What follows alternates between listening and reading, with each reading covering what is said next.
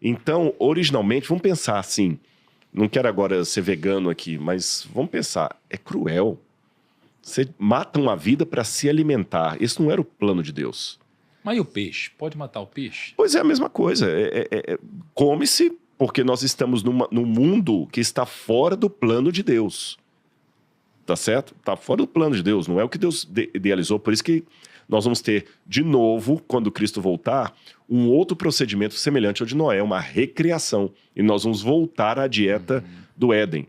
Aliás, alguém que eu sei está preparando um livro muito interessante, A Comida do Céu, não vou falar quem nem quem é, um dia vocês vão saber. Muito louco sabe? Isso, né? Mas o próprio título já chama atenção, A Comida do Céu. Hoje aqui na Terra, nós Mas Jesus não comia carne? Não, Jesus comia. Jesus comia, tá, como então Jesus... Tá liberado. Pois é. Só que é o liberado. seguinte... Mas não carne vermelha. Não, Jesus comeu o cordeiro pascal. Mas então deixa eu aproveitar esse gancho. Que Porque era quando a gente vem aqui, ó. Maria. Quando a gente vem aqui, então, vamos falar sobre comida. Tudo que se move, vive, servirá de alimento para vocês. Assim como lhes dei a erva verde, agora lhes dou todas as coisas. Carne, porém, com sua vida, isto é, com o seu sangue, vocês não devem comer. E é aqui onde está toda a minha dúvida. Porque, ó, certamente requererei o sangue de vocês, o sangue da vida de vocês, de todo animal requererei, bem como do ser humano. Sim, de cada um requererei a vida de seu semelhante. Se alguém derramar o sangue de uma pessoa, o sangue dele será derramado por outra pessoa, porque Deus fez o ser humano segundo a sua imagem. E aí eu te pergunto, entendi, a gente passa a comer carne, mas diz que carne com sangue, não. De que carne com sangue estamos nos referindo? Ao ponto... Uma carne branca com sangue, uma carne vermelha com sangue, ou estamos falando de humanos, por exemplo, de pessoas? Veja bem, existem muitas polêmicas entre os comentaristas o que significa comer carne com sangue. Tá. No judaísmo, a comida kasher, eles têm que tirar todo o sangue da carne. A carne não pode conter nada de sangue, tá certo? Muitos comentaristas pensam, e eu estou com esse grupo aqui, que quando Deus falou não vão comer a carne com sangue, não pode ser um animal que foi morto com sofrimento. Você não vai matar o animal. Judaica. Na visão judaica. E a Bíblia, Moisés que escreveu era judeu, né? Não pode matar o animal com sofrimento. Não pode. Tudo bem. Não é o ideal que vocês comam carne, mas já que circunstancialmente vão comer, vão de novo lançar a mão do exemplo dantesco, mas é o que eu tenho para dar, dos Andes. Ninguém deve comer carne humana. Mas o que os caras tinham para comer ali no meio da neve? Começaram a cortar o corpo e comer. Você entendeu? Se eu emitir juízo de valores na questão ética aqui, não era o ideal, mas o que eles tinham para comer era a carne uns dos outros. Se eles não fizessem aquilo, eles não estavam vivos até hoje. Pessoas, obviamente, que não estavam vivas. Né? Exatamente. Pessoas que não estavam vivas. Mas, de qualquer maneira, cara, é uma carne humana. É canibalismo. Tá certo? Então, da mesma maneira, Deus falou assim, olha, o ideal é que vocês fossem vegetarianos, mas agora vocês vão ter que comer carne. Porque não vai ter. Mas então, pelo menos eu vou permitir essa situação com limites. Vocês não vão matar os animais com crueldade. Porque a hora que vocês começarem a matar o animal com crueldade, com sangue, imagina, nunca tinha preparado a carne. Se não tinha preparado a carne, ele podia tanto assar ali, como matar e beber o sangue e comer o bicho com a carne. Caramba, que loucura. Como um animal, predador. O que o predador faz? Ele estraçalha o outro lado. Ele fala assim, o leão come assim, deve ser assim exatamente. que tem que comer. O leão não prepara lá o guisado, ele come do jeito que tá. Os carniceiros que comem carne em putrefação, corria-se o risco da humanidade começar a fazer isso e ficar violenta. E o passo para o antropofagismo era pequeno. Se você começa a comer carne com seu sangue crua, né? Lembra o animal com o seu sangue e a sua vida, mata o animal lá e come igual um bicho mesmo, igual um predador, em carniceiro, encontrei aquelas carnes mortas, começa a comer, você vai se tornando animalizado também. O passo para você começar agora a comer uns aos outros era grande. Então Deus, para que isso não acontecesse, colocou os limites aqui.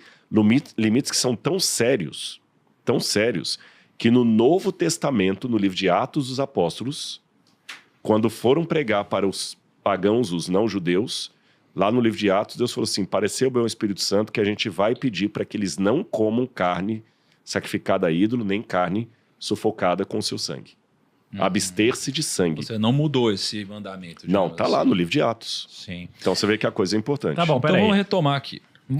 Noé, arca gigante, pouco menor que um Gigante. cruzeiro, mas ainda assim gigante. E aí ele começou a construir a Levando arca. os matrizes de animais. Sim. Mas peraí, ele levava ou os bichinhos iam até ele? Não, quando ele levava assim, já uma vez dentro da arca, a arca levava. Ah, tá. Não, mas assim, o que o Kaique quis dizer foi... É Ele tipo assim, teve que... começou a garoar e a Não, arca aberta. Convenhamos assim, ó, quando Deus dá essa instrução, se eu sou Noé, dentre vários questionamentos, você ia pensar, mas Deus? E eu Vou ter lá que sei quais caçar, são né? todos os animais do mundo? Vou ter que caçar. Eu não tenho um por aí. O próprio catálogo, Senhor né? foi encaminhando os animais para ele. Isso, exato. Não foi Noé Bom, falou assim, bom. vem cá, cachorrinho. Os imagina, bichos meu vieram. elefante. Pô, E como tem uma você- coisa legal nisso aqui. Posso falar uma revelação muito legal? Aham. Quando Deus fala esse negócio de chamar os animais, que os animais foram entrando para a arca, disse aqui, quer ver? Capítulo... Só um minutinho, capítulo 7, versículo 1. Então o Senhor disse a Noé, entre na arca, você e toda a sua família. Esse entre na arca, no hebraico, é o verbo ba, ou bo, né? Dependendo da pronúncia, dependendo do modo verbal, é alguém que está dentro chamando. Isso a gente não tem em português. Tá vendo como é que na tradução se perde? Bo significa assim, Deus estava dentro da arca falando com Noé. Porque em português, se eu falo o seguinte, entra, eu posso tanto falar entra, eu estou do lado de fora do ambiente, eu falo assim, entra lá, Tiago, pode entrar. Entra. Ou se eu estou dentro, Tiago, entre. É o mesmo verbo. Sim. Em hebraico, não. O bo ou ba, a ideia desse verbo é alguém que está dentro convidando o que está fora. Então, quando Deus fala com Noé, entre na arca, a voz de Deus falava de lá de dentro. De lá de dentro. Legal, hein? E foi uma coisa muito sobrenatural, os animais vindo. Interessante, né? Os animais obedeceram mais à voz de Deus do que os seres racionais. Sim. Que loucura, né? E entraram. Porque o animal não tem arrogância, né? A arrogância é um pecado humano. O animal não, esse sentimento... O animal pode ser feroz, ele pode ser um monte de coisa, mas o animal não tem o sentimento do orgulho, da arrogância. O animal é animal. E assim que foram para dentro daquele edifício que ele construiu. Cara, que coisa. E aí ele construiu a arca.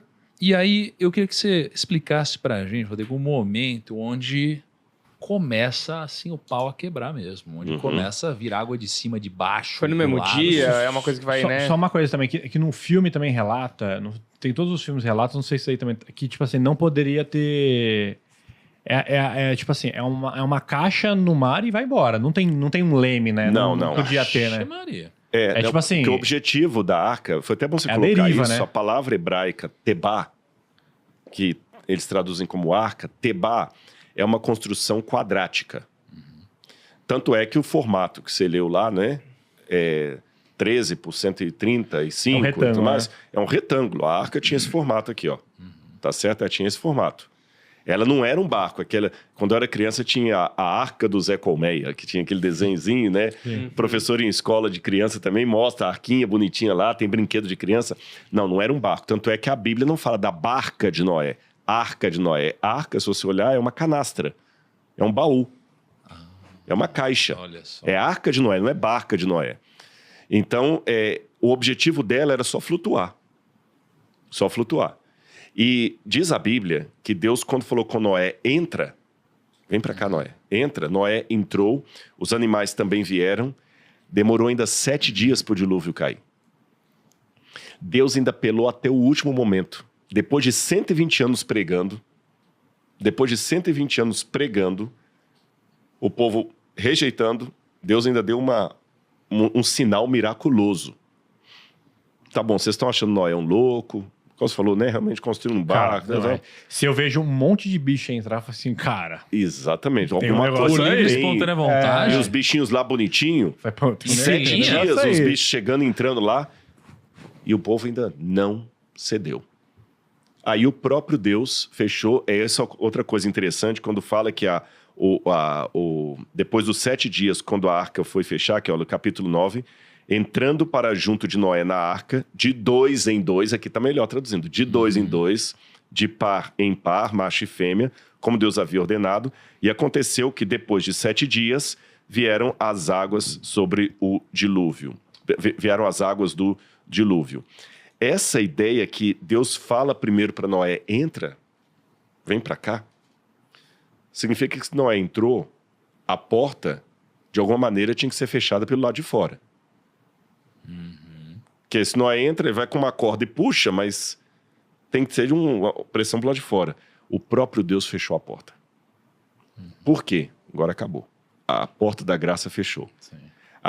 Talvez, quando as águas começaram a cair, muita gente começou a bater. A Bíblia não diz isso, mas é imaginável. No desespero, abre Noé, abre Noé. E talvez a tendência de Noé seria querer abrir a porta. Só que se ele abrisse, a água ia entrar e ia acabar com todo mundo. Então, eles tiveram a chance até o último momento e não arrependeram. Então, para mim, mais do que se perguntar por que Noé não conseguiu convencê-los, poxa, por que eles não aceitaram uma evidência tão clara? Tem coisa que é tão óbvia. Vocês já passaram situação de treinar alguém no mundo dos negócios? E fala assim, pô, mas eu peguei o sujeito pela mão, eu ensinei pelo beabá. Era só ele fazer e o cara ainda conseguiu quebrar tudo.